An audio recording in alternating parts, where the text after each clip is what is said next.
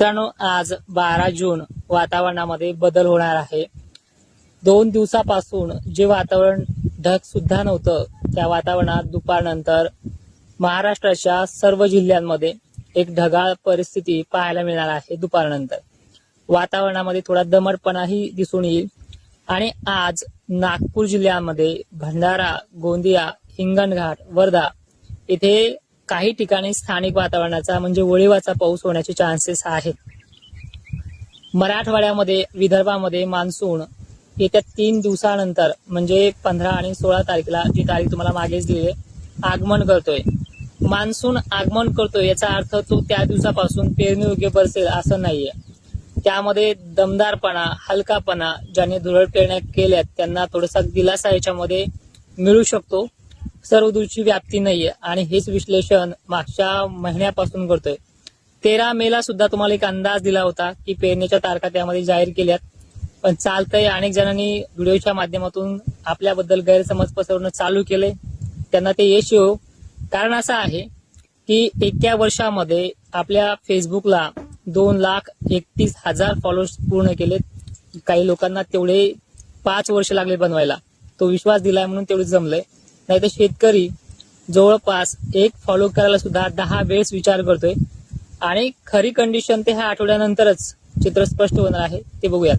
आता रूपरेषा पहा वातावरणाची की आज 12 तारखेला महाराष्ट्रातल्या जिल्ह्यांमध्ये हळूहळू का होईना वातावरण ढगाळ परिस्थितीकडे वळतं आहे आणि 15-16 जूनला महाराष्ट्रामध्ये मान्सून प्रभाव टाकतोय।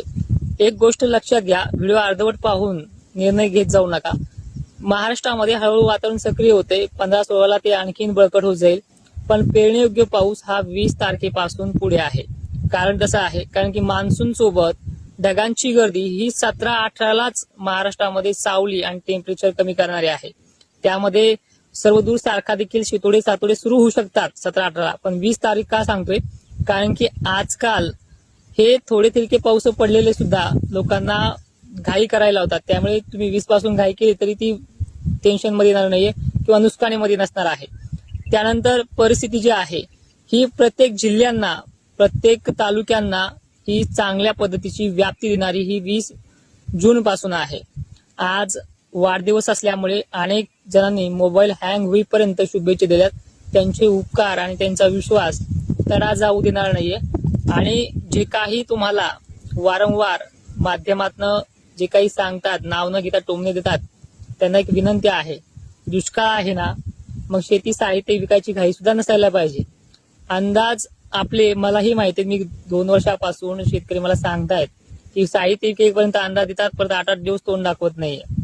मित्रांनो, मान्सूनची जी काही परिस्थिती आहे ही कमकुवत आहे, पण तितक्या पद्धतीने पेरण्या होऊन देणं, नंतर थोडीफार 8-8 दिवसाचे बकाड पण पडणं, हे महाराष्ट्राला नवीन नाहीये, ही दरवर्षी घडणाऱ्या कंडिशन आहे। मला एक विचारायचंय तुम्हाला तुमच्या माध्यमातून, गेल्या वर्षी मे महिन्यात विहिरीला पाणी येईपर्यंत पाऊस झालाय, तरी सुद्धा आपल्या पेरण्या 15-16 पर्यंत झाल्यात। यावर्षी 4-5 दिवस लेट झाल्या म्हणून काय बिघडलंय? तर घाई करू नका। आणि जवळपास पेरणीच्या तारखा अजूनही कोणाला दिल्या नव्हत्या, तरी पेरणीची घाई महाराष्ट्रामध्ये सर्रास चालू आहे। आणि एक विनंती आहे की जो कोणी म्हणत असेल तुम्हाला की ह्या तारखा माझ्यात, 13 मे पासून जी काही फेसबुकला पोस्ट आहे, इन्स्टाला व्हिडिओ आहेत, युट्यूबला व्हिडिओ आहेत, आणि तुम्ही जे विचारताय 7 आणि 8-9 तारखेचा पाऊस कुठे गेलाय, ज्या बीड जिल्ह्याला, ज्या जालन्यातल्या ज्या तालुक्यांना ज्यांचं नाव घेतलंय त्या भागात तो पडला आहे आणि त्याच टक्केवारीनुसार पडला आहे।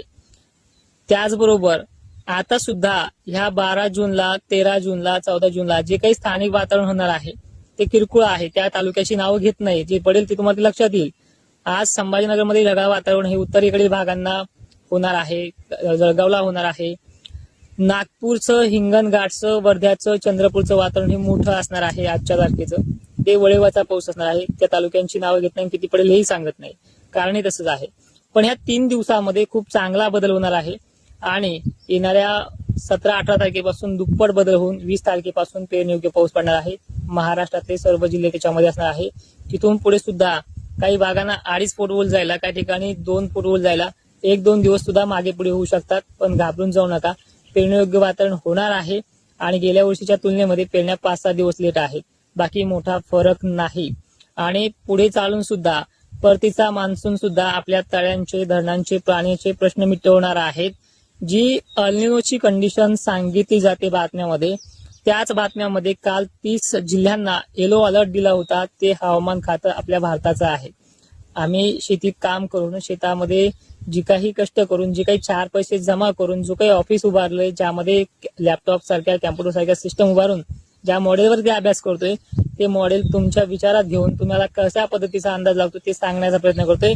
आणि दुसरीकडे महत्वाची गोष्ट की वारंवार आधार देऊन सुद्धा जर असा तुम्ही मन खच्चीकरण करत असाल तर एकदा पेरण्या झाल्या, पाऊस चांगला झाला की ह्या गोष्टीतून माघार घ्यायला सुद्धा एक विचार चालू आहे.